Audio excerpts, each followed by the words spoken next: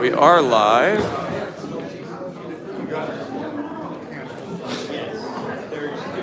Save highlight, mute microphone.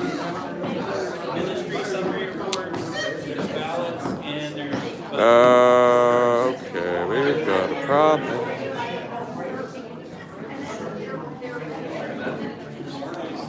All right, you know what?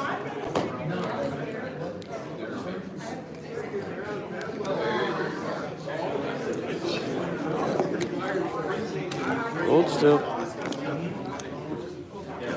All right, you know what we're gonna do? We are gonna click this on, and then we're gonna flip it.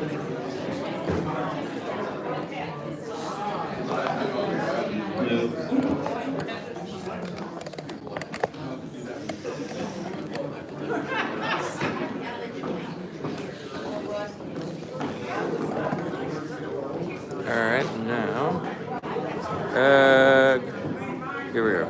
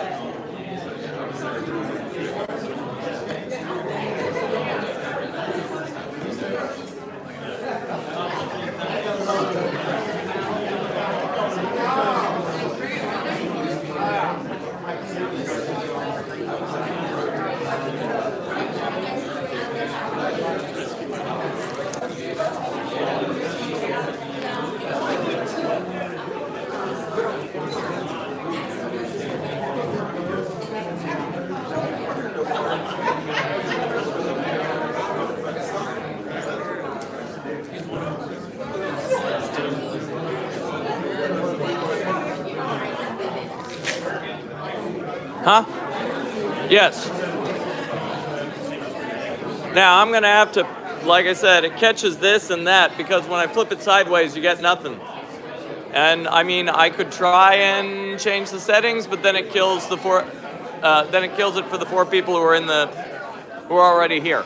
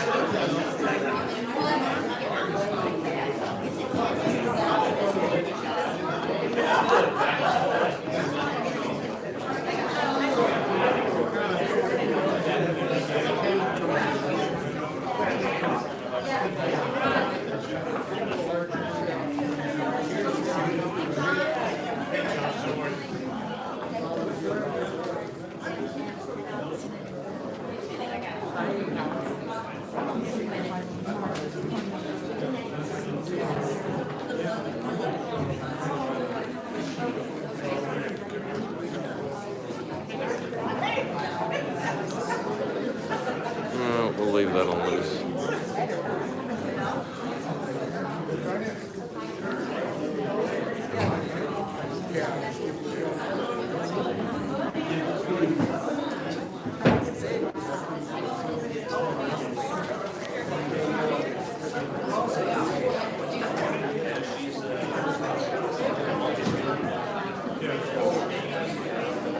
We got room.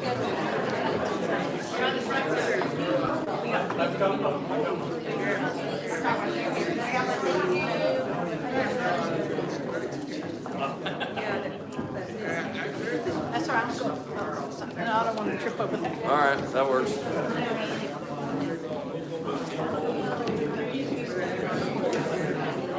That worked.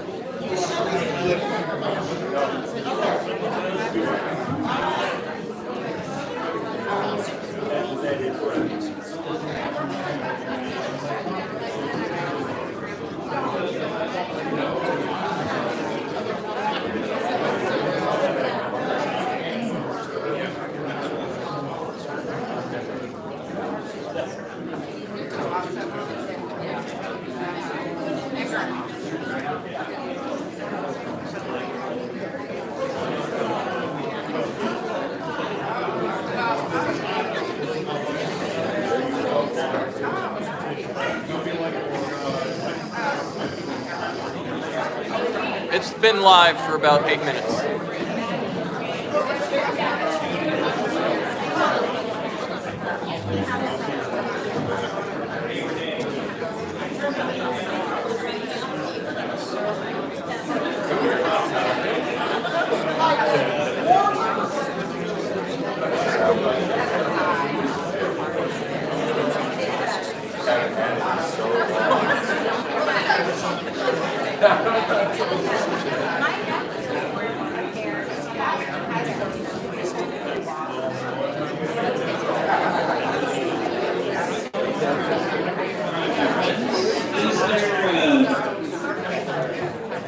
Hey Chris, is there anyone out there still cooking and stuff? Yes, I'll get it. Yeah, it's only got 10 seconds. Yeah, 10 seconds. It's like, anybody ever been to a Spurs game at the end or at the 2-minute mark? The guy was 2 minutes, 2 minutes. So we got less than that, 10 seconds. All right, the Lord be with you. Also with you. Lord, we give you thanks for this great parish, for the opportunity to be a part of it, for the love that you just fill us with and the way it dwells within us, and that you have called us to share that love so graciously as you are gracious with us, with all in this world. We pray, Lord, that your Spirit will just continue to lead us and guide us as we seek to serve you and to glorify you in all we do. In Christ's name we pray. Amen. All right, I want to invite our, well, I think of the three, I don't know if David's here, I know Alice could not be here, but Ann Amoroso, is Ann in the room? Fantastic. I don't think any of the three are here, that's awesome. They were so happy to be done. It was so fantastic. Woo! Well, if you will, I do want to say just a couple things about them, and then y'all can go and tell them I said something nice. Ann Amoroso served 1 year as our senior warden, and was convinced to do that by me. It often takes a little bit of convincing for a senior warden to do it, and she was fantastic and did a great job.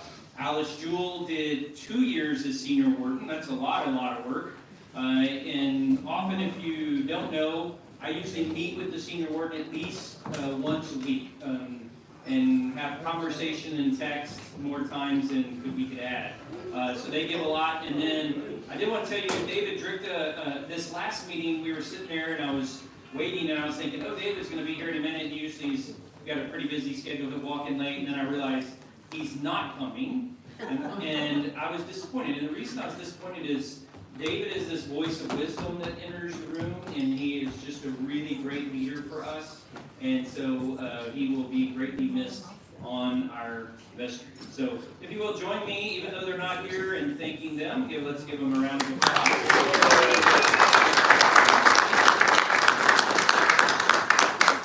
And then if you'll tell them we missed them. And they have gifts. We have little gifts for them right here. So All right, just a couple of things. If you're going to speak, you need to speak in the mic. You need to be able to keep it close enough to your mouth like this that you can hear your own voice. Because we are recording and broadcasting this live, and it helps those in the community see this. Also, there are some chairs if you want to. Come sit over here on my left side. So we'll see. All right, I want to invite John now. John is our senior warden for 2024. Let's give John a round. It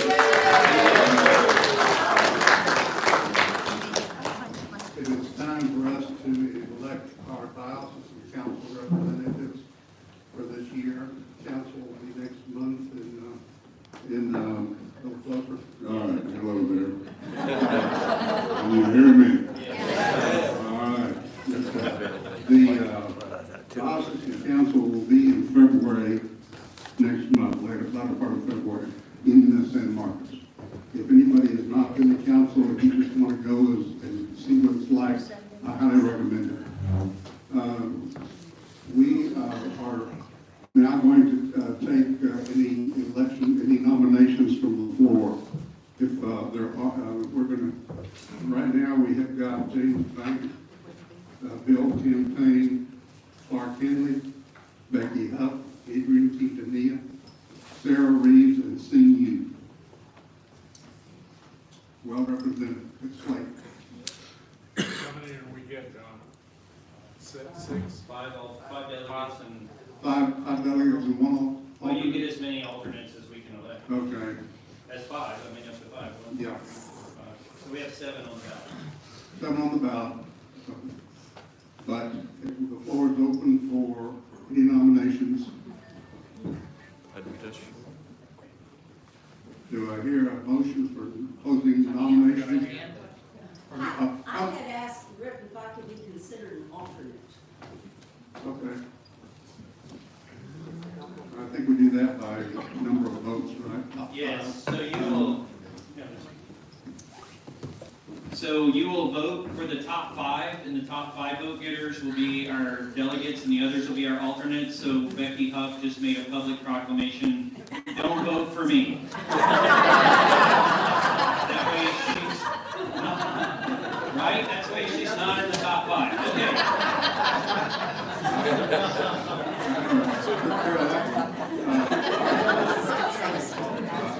Still needing a nomination, motion to close the nominations. Okay, I move that we elect now with the top 5. okay. But who do we know they are? That would be, let me rephrase that, okay. We'll close the nomination and by acclamation. We wouldn't be able to do it. You got it. Oh, I'm sorry, that's right. I motion we close the floor for nominations. All right, thank you. I need a second for that. Thank you. All in favor, say aye. Aye. All opposed, say nay. No, the ayes have it. Okay. The way we're supposed to vote is if you have a phone, anybody have a phone that they can put up there? Shine it on the QR code with your picture app. And then it should take you to the voting. If you don't have a phone, after a second, please raise your hand and we will hand you a paper ballot. So if you don't have a phone, Chris will hand you a paper ballot and he has pens.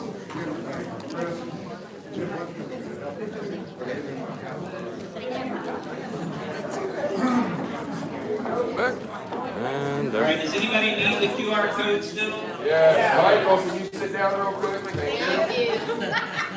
I was trying to get the QR in the shot. And of course, pick your top 5, and the ones who get the most votes will be our delegates, and the other 2, and especially Becky Huff, will be the alternate.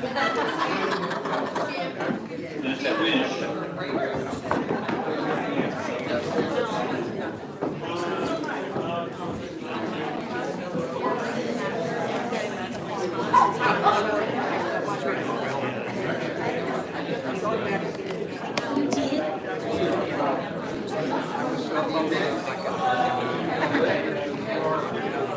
Go Chiefs.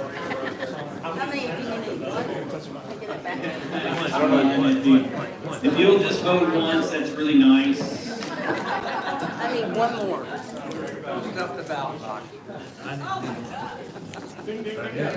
I'm not giving you a phone.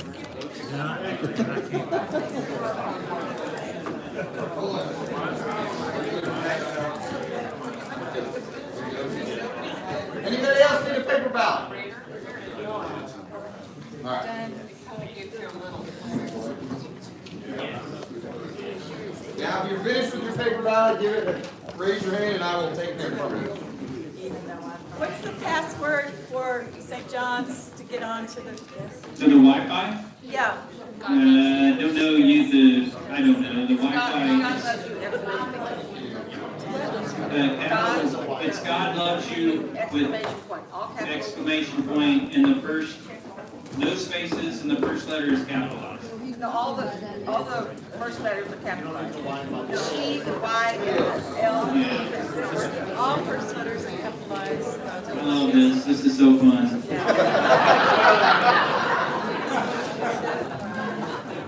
If you can't get it to work electronically, we do have some paper files. You were awesome. Thank you, sir. Yeah, thank you. And I put your name down.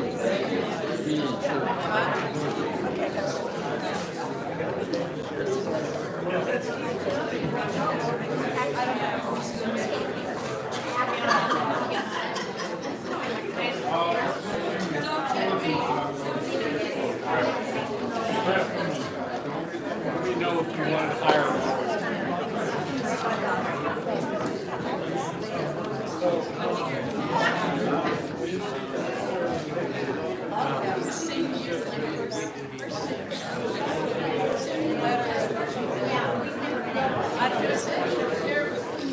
Anybody else have a paper ballot that I need to pick up?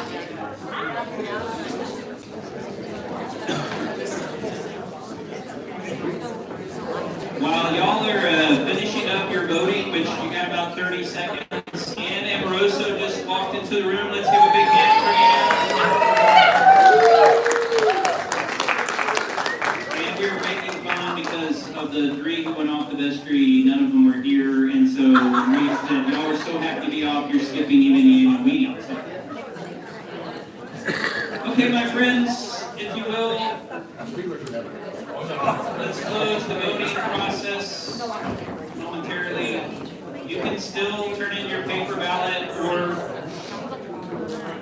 if you haven't completed the online, you can do it once. If you don't mind, please, just once. Okay, where's Liz? Oh, do you say those minutes? Okay. One of the official things that we do, can I have your attention just a moment?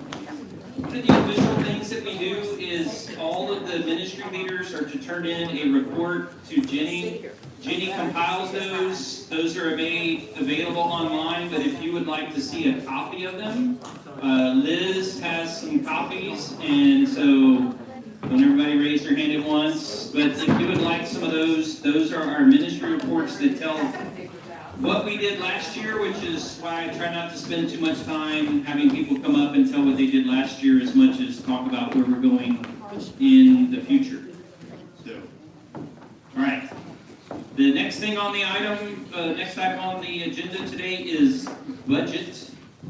And I must have an old, the old PowerPoint deal, because it says name. That's you, John. Name, here I am.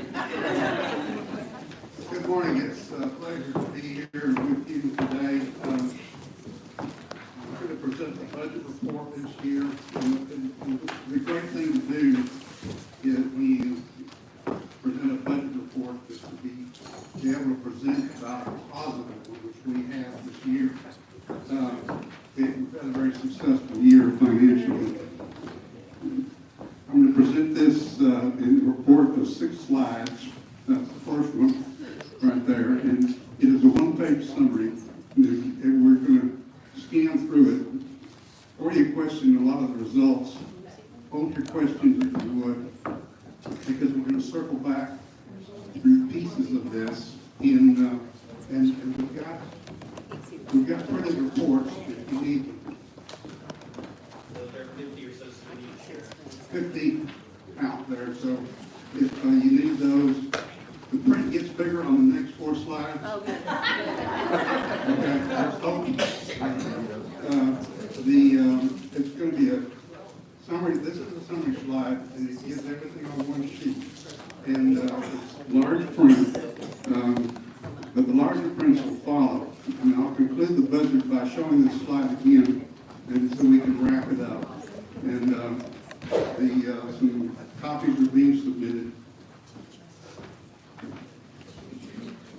For the sake of brevity, I will present the amounts of my discussion in thousands of dollars rather than trying to do the whole number and the cents as well.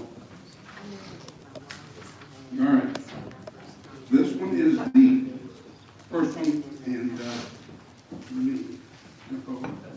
here's my financial notes.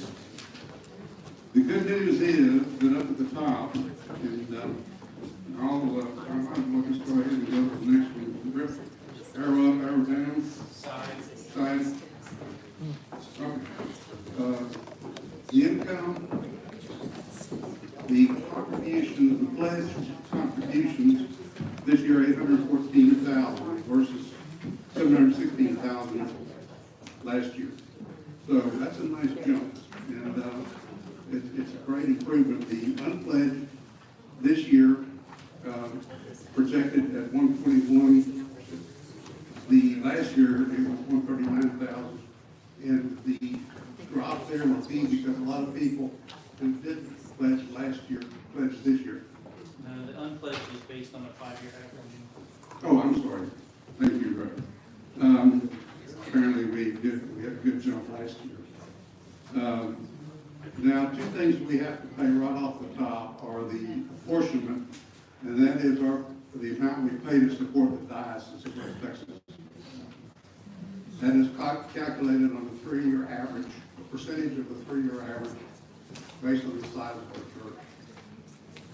And then St. John's has made a decision that 10% of our pledged income will be used for community outreach. And so that's the approximately 79,000 that you see there. We do a tremendous amount in the community, and Sarah Reeves directs that program and does a wonderful job with taking care of people in need. Most of those people are charities, 503c type charities. All right, any questions on this at this point? I'll talk a little bit more about the income at the end of the presentation. Can you tell me the actual number was 849 and the percentage? Well, I was going to do that at the end. Oh, okay. Never mind. Okay. You ruined my surprise. Oh, sorry. Okay. Anyway, any questions on this? Okay, let's go down here and talk about expenses. Cost of living is going up, but some of it went down. If you look at the director expenses, it went up. The curate went up, but that was due to the fact that last year Matthew was with us for only a half a year, and so this year is a full year. Staff, the supply of briefs went down. Obviously, we have Matthew with us now, and so he can cover for RIP whenever RIP is gone. We have a contingency in there if we need a couple of supply briefs for a Sunday, for a couple of Sundays. Staff salaries went up. We added a fair amount of staff this year, and the staff retirement went up a little bit.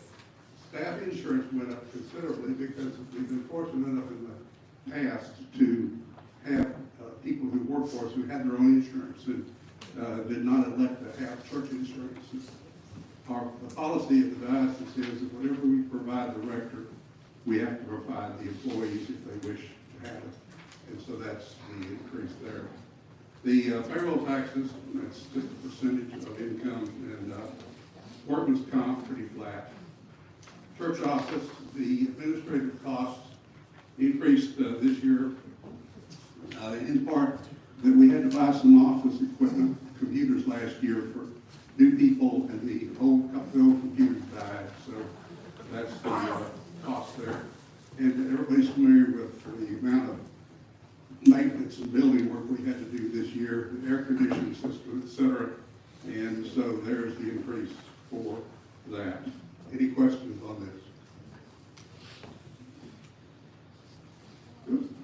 Does that include utilities? Okay, got there. All right. The Christian education, nursery, the children's program, Matthew's stepping that up. The youth program, Matthew's stepping that up. So that's the increase there. Adult education, we're expanding that. Music, you'd expect that with Valerie being here, but we spent a fair amount of money last year in new music and support there. So that's kind of flat for this year. Youth programs and events, about the same. Evangelism, step that up. The altar guild and supplies about the same, and then council about the same. Any questions on any of these items? Okay, total expense. We ended up with a fair amount of additional expense, but the good news was we had a pretty good amount of additional income from the prior slide. So if we look at that, then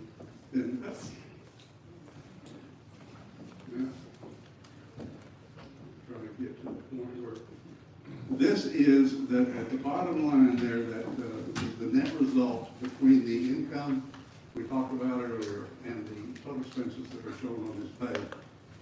So it shows us as having a surplus last year of 39,000 and a deficit this year of 43,000. We have had deficits for as long as I can remember. I mean, we've approved deficit budgets because we just knew we could do that.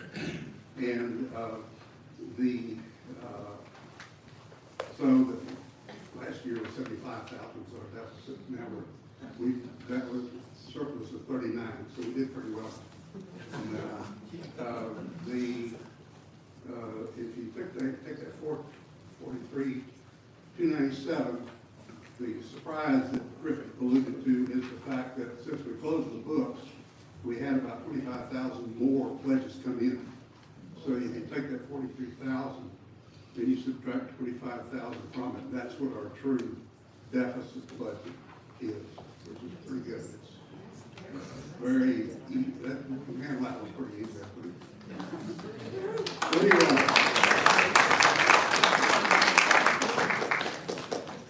don't clap for me, clap for yourself. We did very well. Any questions on it? The vestry went over this. We had a budget committee, met about 4 times at the end of last year on this. We did a lot of work on it. And the vestry met last vestry meeting on the 9th of January. Went over this and voted to accept it as our operating budget for 2024. So this is it. Rip, I'll do the others. Unrestricted funds, if you want to comment on No, that. you go ahead. It's not on there, so you might be giving those notes. Yeah. Where'd that go? Anyway,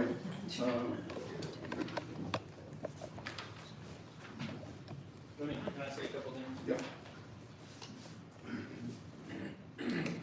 The giving, as John said, the total amount is $849,000. So that's a significant increase, over $100,000 increase from last year.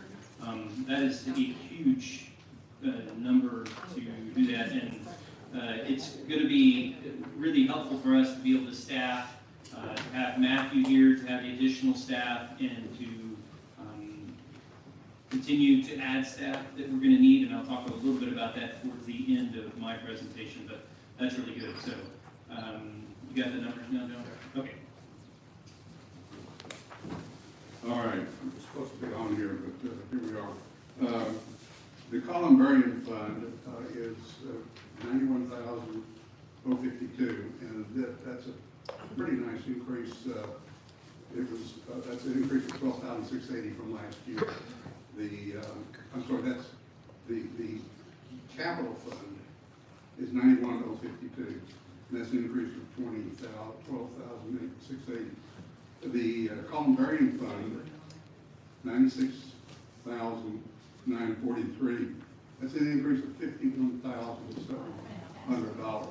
We put on a capital campaign, a small one for this. People responded amazingly well. And we were able to generate the money to be able to go ahead and kick off the construction here in 2024. Correct. For the improvement in the columbarium that we planned. And then the other is the endowment fund, which is 245,402, and that's an increase of 42,902 from last year. So we also had a little bit of a kick, step up in the column in the endowment funds program, and it was some pretty good results.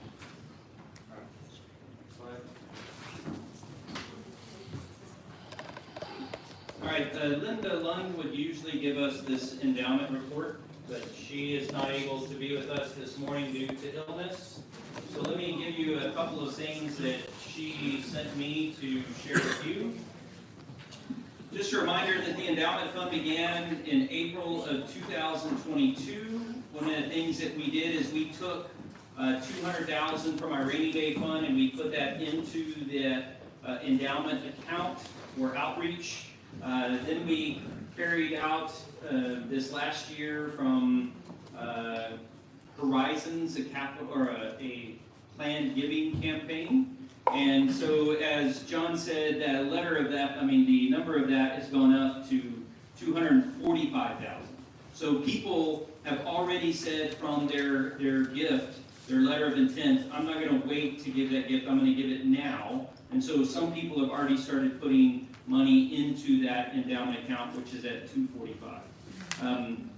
We had asked and tried to get 20 people to give a letter of intent, and then we had what's called the St. Nicholas Society. You might see some people have on their name tag a little pin. It's the St. Nicholas pin, and they got that pin because they turned in a letter of intent, and then they went to the party, and if they didn't go, Linda surely should give you your pin to put. But those first 20 have come in, and then this next year, our goal is to get 10 more letters of intent, and then 10 and 10, and then continue that program so that in the future, that endowment, in case you're curious, the endowment will help us with outreach, it will help us with staffing costs, and it will also help us as those who give money towards it with the facilities. You saw what we paid in facilities? You saw the budget? What was it? 131. That's a lot of our money that just goes to maintain this building. Can you imagine some of the bigger buildings in town and what they spend?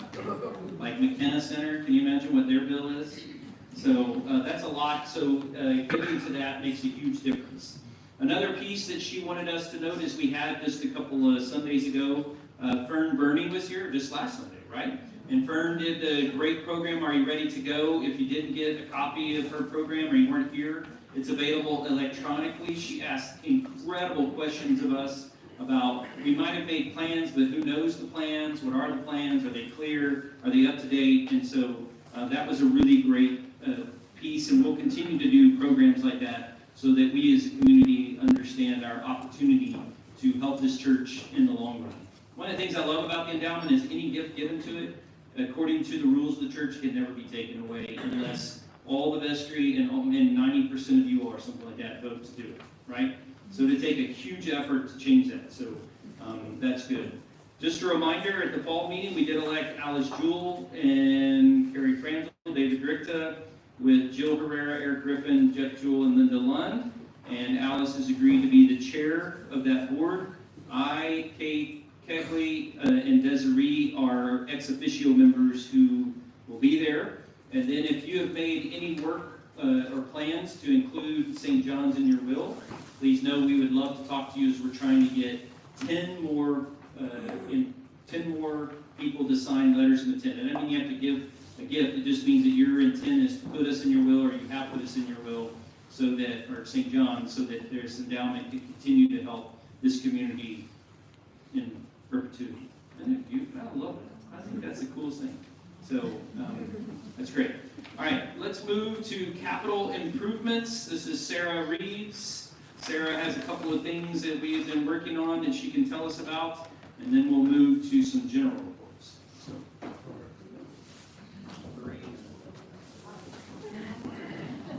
Good morning. I want to bring you up to date on a couple of projects that we have talked about before and that we're kind of starting to work on.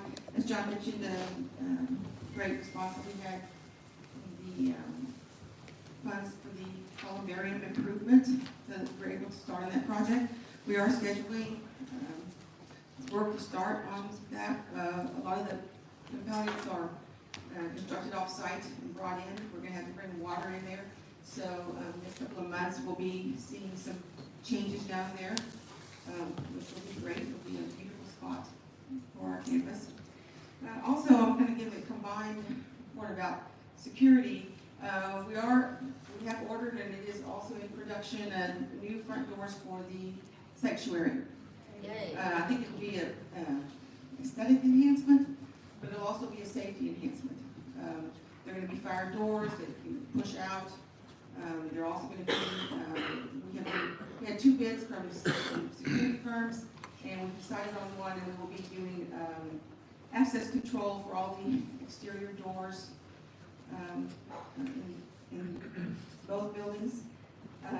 We're going to have emergency response due to the fact we're going to have panic buttons in certain areas, nursery, sanctuary, so that we can have immediate quickest response as possible. The next thing that we're going to do after that is to engage people as the assets through training and education, because we're the ones that keep each other safe.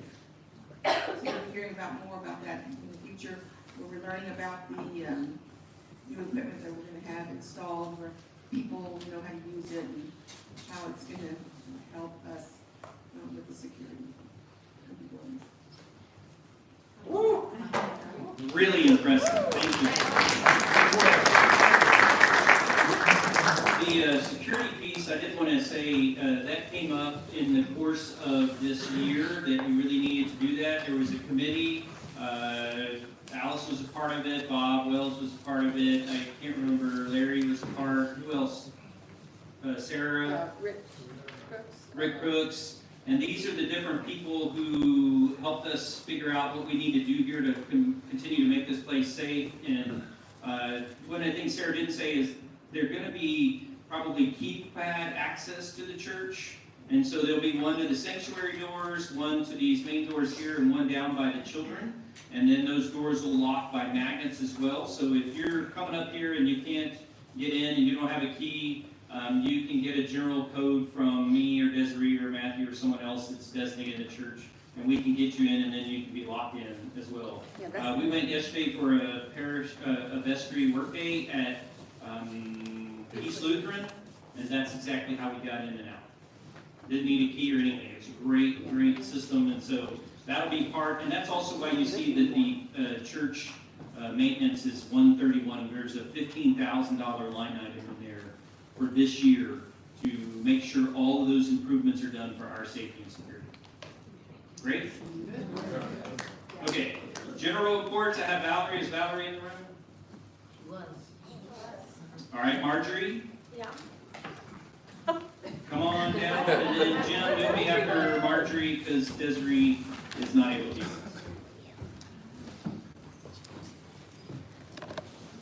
Hi, everybody. We're together. My friend Rip asked me if I would be the interim director of Children and Family Ministries after November.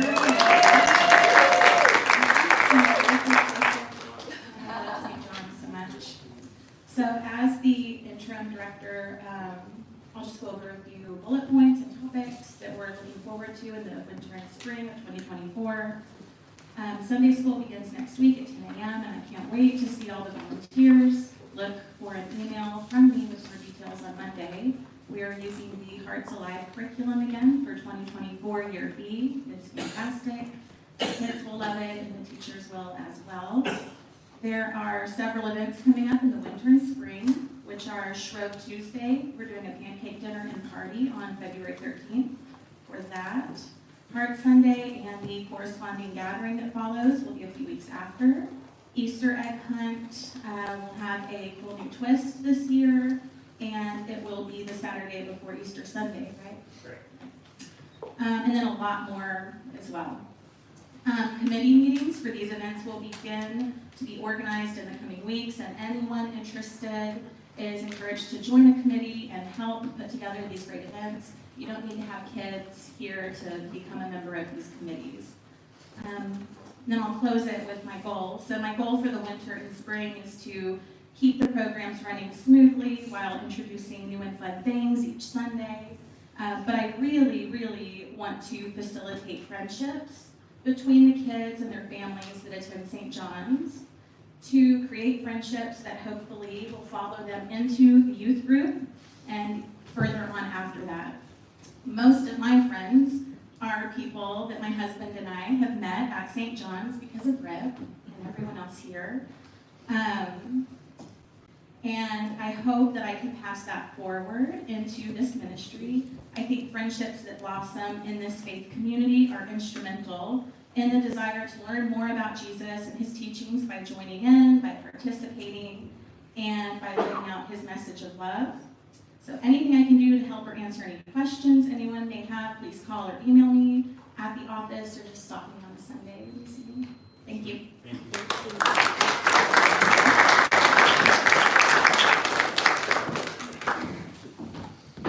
Good morning, folks. I wanted to take a moment of your time to talk about the Stephen Ministry Program here at St. John's. Forgive the redundancy, you'll read a lot of this in the annual report. I will be short, but there are a couple of other topics that I want to tag on to at the end. Just an overview of Stephen Ministry. We have 14 trained and commissioned Stephen ministers active in the congregation. Each of those Stephen ministers has had contact with at least one member of the congregation as a care receiver, and in some cases there have been 2 care receivers that a Stephen minister has worked with. Some of those relationships have extended for over a year, so there are probably in the neighborhood of almost 18 to 22 parishioners who have had contact with one of our Stephen ministers. The Stephen Ministry Program is designed to provide one-on-one Christian care to an individual who needs some support. Okay?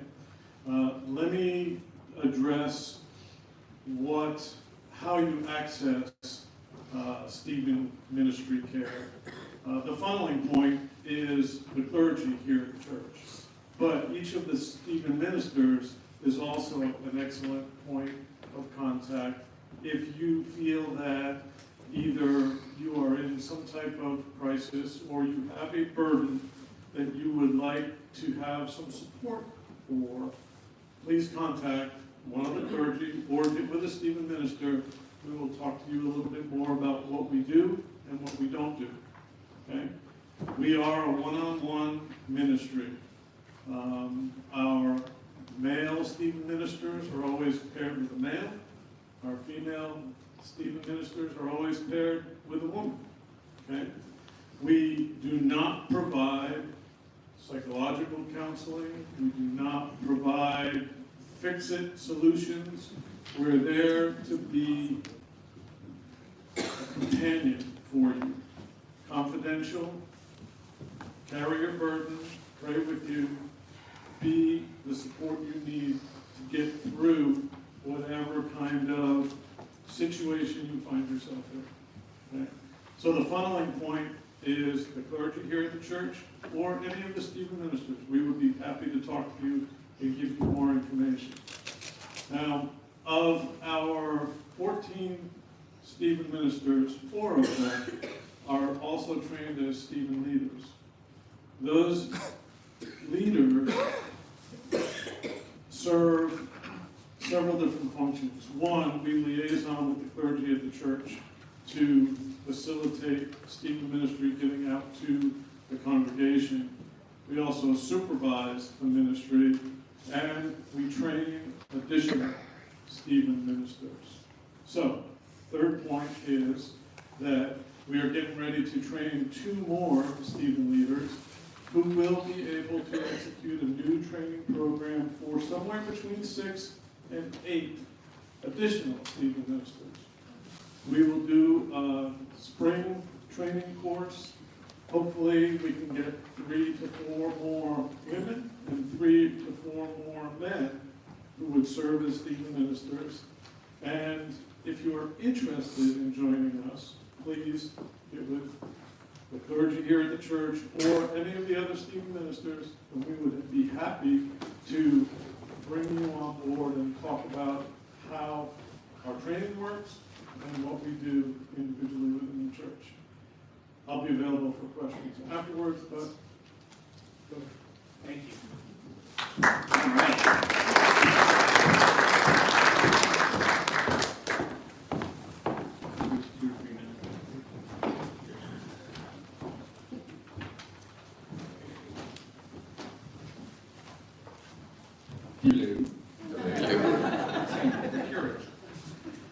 So we'll try to answer the age-old question of what exactly is it that you do here.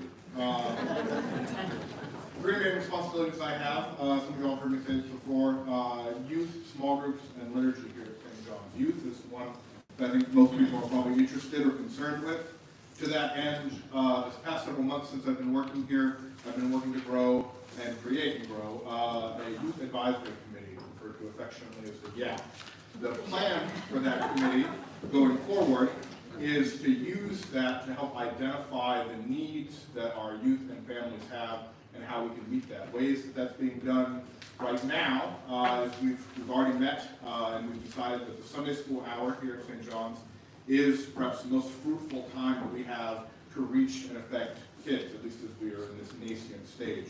So hopefully all of your youth either have gotten or will in the coming days get a postcard from me inviting them personally to our Sunday school hour. It sort of details a little bit the curriculum that we're working with. It's a very strong curriculum, one that I'm very keen on, and we're, as my father would say, giving them both barrels, right? There's the unadulterated Bible, still, you know, for a youth level, but nevertheless, if what you are interested in as a parent or a youth is spiritual formation, we are doing that very thing. So I highly encourage you all to do that. The YAP's job is also to help facilitate fellowship for our youth and families. Gone, hopefully, are the days of old where I just pass out flyers and roll dice to see who shows up on any given event. And what is going to replace that, God willing, and people assenting, is a sort of collaborative effort where our families, either through the YAP or from the YAP, help me, come up with ways that we can gather and sort of meet those fellowship needs that we have. So that's the youth angle of things, and always you can ask me more about this going forward. I just want to keep things within my time frame. For small groups, what I've been working in is basically to exercise our muscles here at St. John's for developing small groups. So we started one after St. John's Day, about 8 people, give or take, I think it is. We've been meeting about every 2 weeks since that's going very well, but my hope is to eventually sort of step back from that, sort of encourage and help them learn to kind of lead themselves, and then hopefully, ideally, by next St. John's Day, start another one. And that, again, is just so, I think we have a lot of desire for small group formation, but there's maybe a little apprehension about what it looks like to lead that kind of group. And so this is a way I hope that I can both demonstrate and educate folks how to do that, because the truth of the text is really not all that hard. Once you see it done a couple of times, you'll realize pretty quick that, hey, we can really do this. You definitely don't need an M-Day, I'll tell you that for sure. And the last thing, liturgy, and this is quick. I've been working to kind of pull together, marshal the resources of Christianity and Anglicanism in specific to help enrich our worship life here at St. John's using comfortable things and novel things at the same time. So as we roll into Lent here in about a month exactly, actually, you'll get the chance to warm up your these and your thous and your with thy spirits as we move to right one, and that'll be awkward and funny for many of us, especially if you're not familiar with the Episcopal tradition since we were a wee one. But again, my hope is that things like that will give us the opportunity to embrace the fullness of our tradition. And as an old friend once told me, traditions like that are kind of a democracy of the dead. They let us sort of participate in the worship of the church with people who may not be with us anymore. It's kind of a neat thing. That's secure report.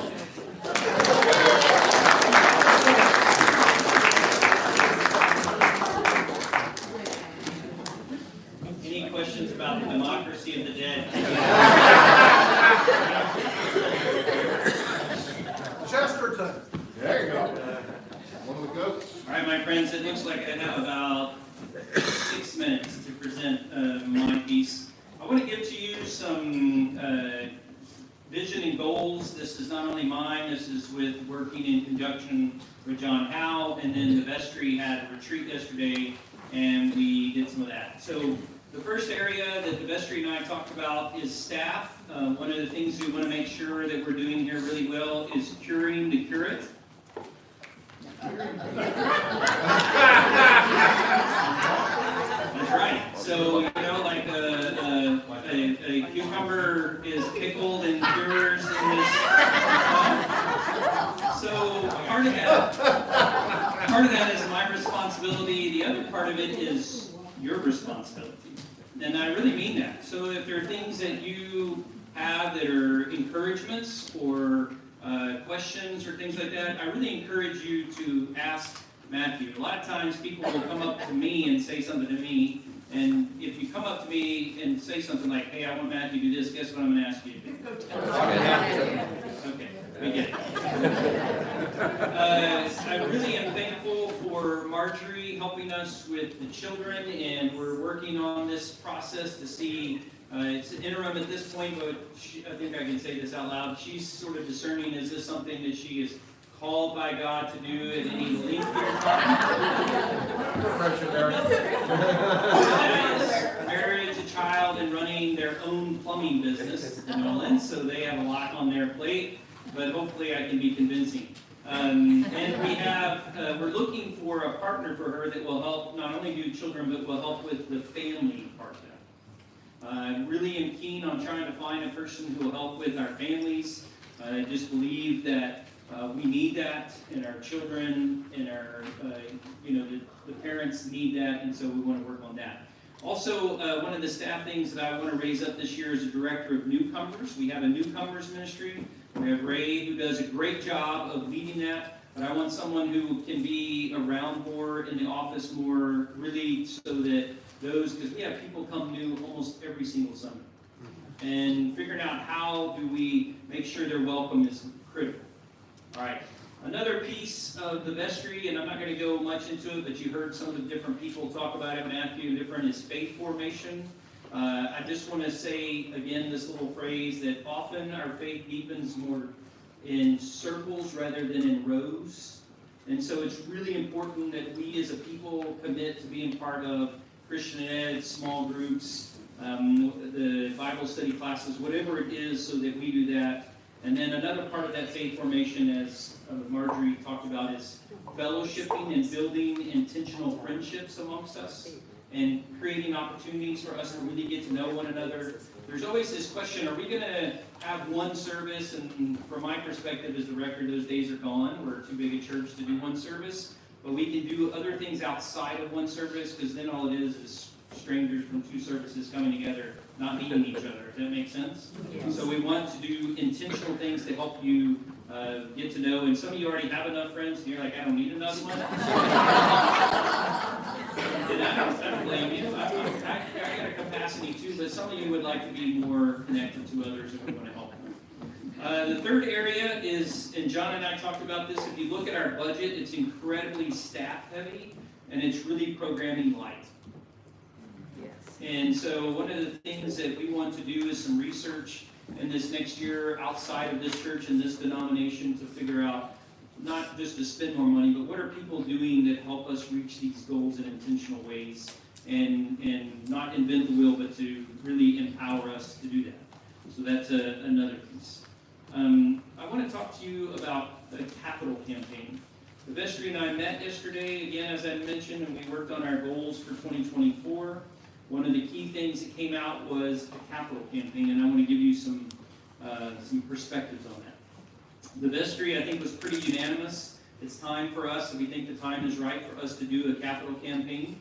One of the things that we looked at yesterday is our capacity.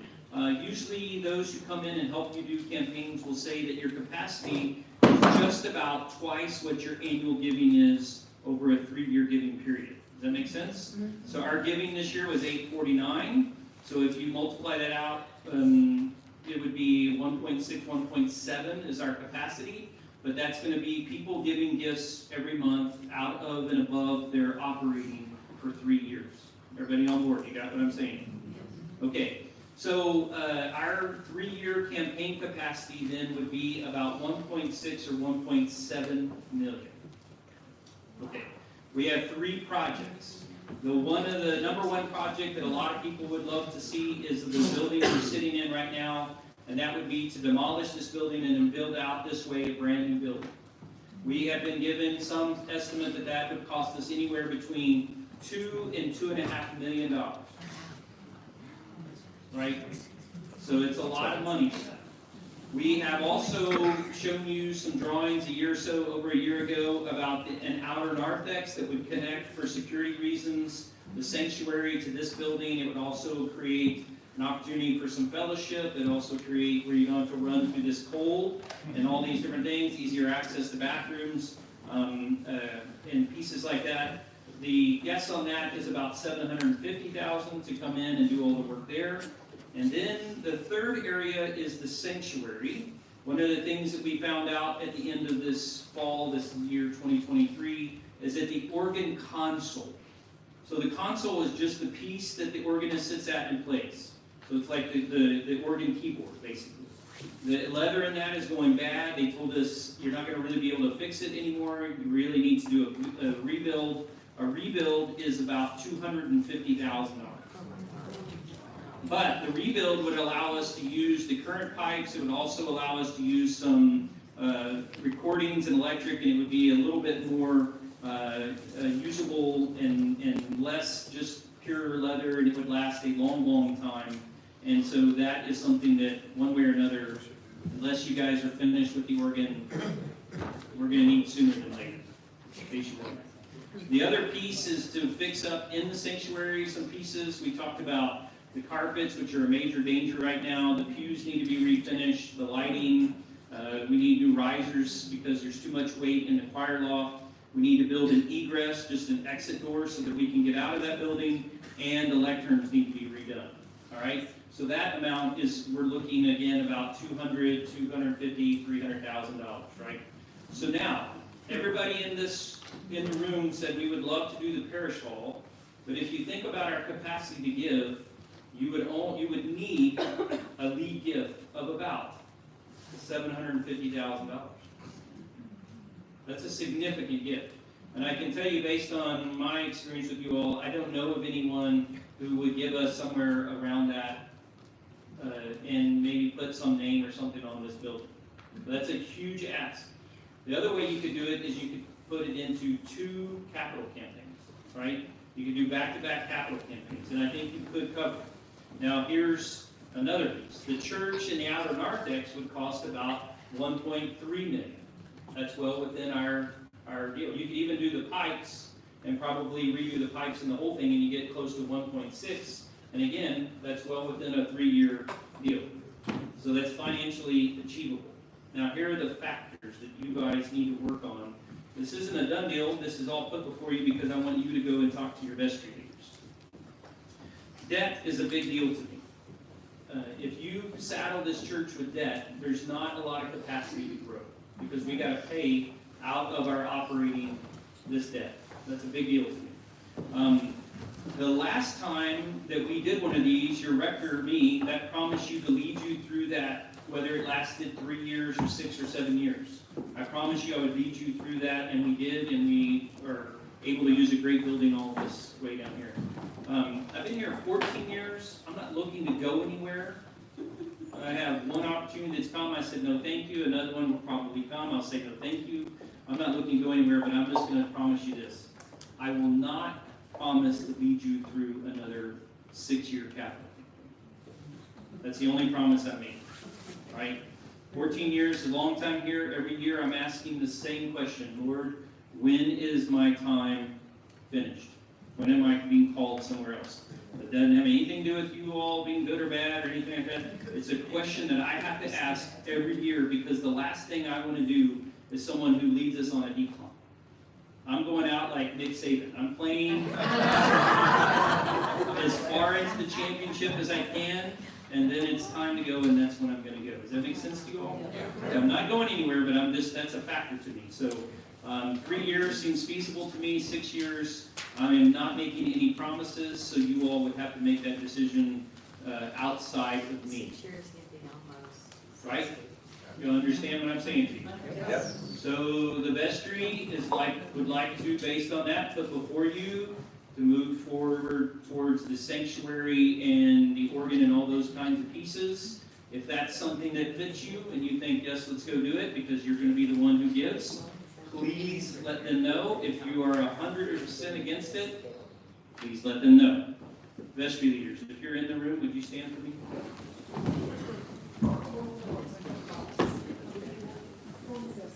Chris, by the way, is in the back standing as well. Okay, everybody see the person that you want to talk to? Please give your information to them. Okay, a couple other things that I got to do this really quickly because I got to leave. There's a member of our church, she's in her 90s. She and a couple of people helped sew this quilt.